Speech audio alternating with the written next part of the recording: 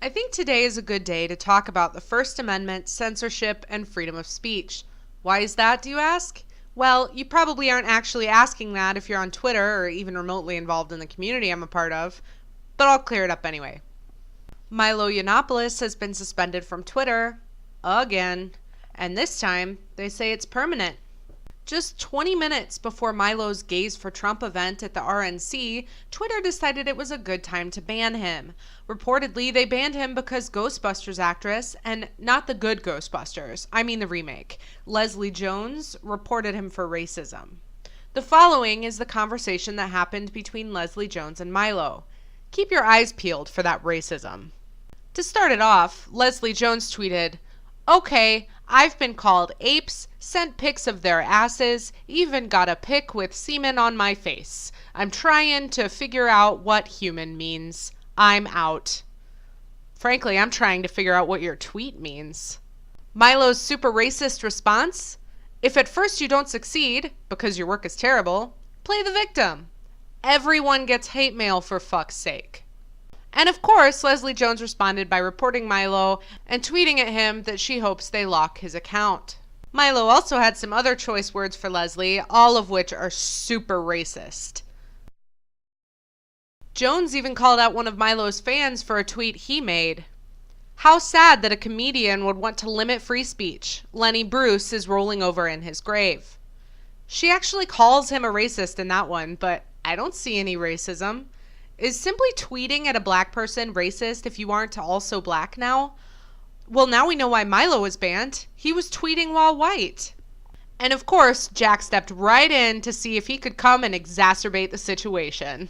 I'm going to leave the Milo story for the bigger picture, but first, here's an awesome quote from him regarding the situation. "Honestly, this is why I say feminism is cancer. She used to be funny, but being involved in a social justice dumpster fire like Ghostbusters has reduced her to the status of just another frothing loon on Twitter. Imagine it, the star of a Hollywood blockbuster sitting at home reporting random people on social media for saying her movie sucked. Sad." Once people started to discover that Milo was suspended, the conservative community on Twitter went crazy. Every time he's been suspended in the past, the community has screamed on Twitter about it, and eventually he's gotten his account back. But from what I've heard, that may not be the case this time. As usual, many of the tweets about Milo's suspension cited the First Amendment, saying that Twitter was violating Milo's First Amendment rights. And there are many people on Twitter coming back with, "No, you idiots, you're wrong, you're stupid." Boy, Twitter has gotten awfully boring and predictable these days, hasn't it? Well, they're right. You are wrong. But you're not stupid. Let me tell you exactly why Twitter has every right to censor Milo and why it's still a big problem. The First Amendment says, "Congress shall make no law respecting an establishment of religion or prohibiting the free exercise thereof, or abridging the freedom of speech or of the press, or the right of the people peaceably to assemble and to petition the government for a redress of grievances." The important parts of it in this case are Congress shall make no law and abridging the freedom of speech. So as we can see, the First Amendment only ties the hands of Congress or the government in general. It keeps our government from telling us what we can and can't say, and is one of the most important amendments in the Bill of Rights. We're the only country in the world that has freedom of speech in writing. Any other country in the world can make laws censoring their citizens for any reason at any time. And we've seen them do it. Germany, for example, is working with Twitter, Facebook, and others to shut down any negative speech about migrants or anything they deem to be hate speech.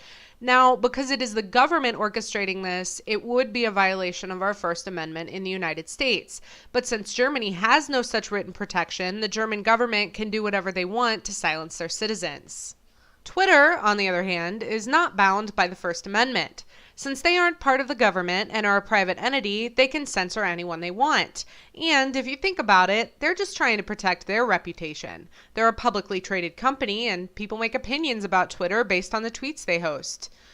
So now that we've cleared that up, let's look at why this is still a big problem. Even though Twitter isn't violating Milo's First Amendment rights, they are doing something very wrong. While Milo does sometimes tweet some pretty inflammatory stuff, he's never actually tweeted anything racist, sexist, homophobic, or any of those other buzzwords people like to throw around.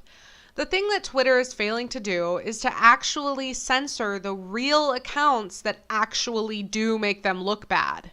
Accounts that make light of people dying in terrorist attacks. Accounts calling for people to kill themselves for speaking an opinion that some find disagreeable. Accounts threatening the lives of people because of their race, gender, or any other of a million factors. All of these accounts are still live. This one is my favorite. Thanks, Leslie Jones.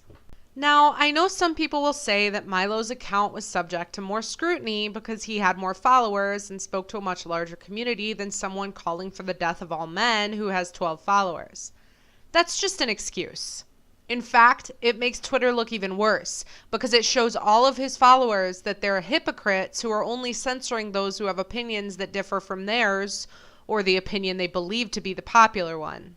While Twitter censors Milo for calling out a black woman and admittedly poking the bear, Talib Kweli Greene is able to call another Breitbart reporter a coon and get away with it.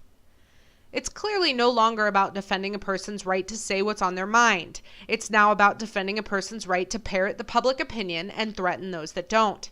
It's why I and others like me choose to hide behind the mask of anonymity. And while people criticize me for not coming forward with my true identity, I'm able to speak my mind with limited fear of harm. Meanwhile, Milo and the others who are brave enough to speak their minds while revealing their identities receive daily death threats. I can't tell you what's going to happen with Milo's account. I imagine after some words between parties, Milo will be back on Twitter and poking the bear yet again. And while I can understand both sides, I will sit here and defend Milo's right to poke the bear without fear of violence or censorship until the day I die. Have an opinion? Leave me a comment below. I'll never delete comments and I will reply to as many as I can. If you have an idea for a story I should do, or you just want to get a hold of me, tweet at me at littlemissskeptical and follow me on Twitter for updates and opinions about news, politics, and general tomfoolery. If you like my videos, please consider becoming a part of the skeptical family. Your support is so important right now in getting these questions and facts out there. We can't let the leftists bury the facts and push emotion before logic. Please share my videos with anyone you think might enjoy them and urge more people to support those of us who are trying to expose the truth and logic in the world. Thanks for watching.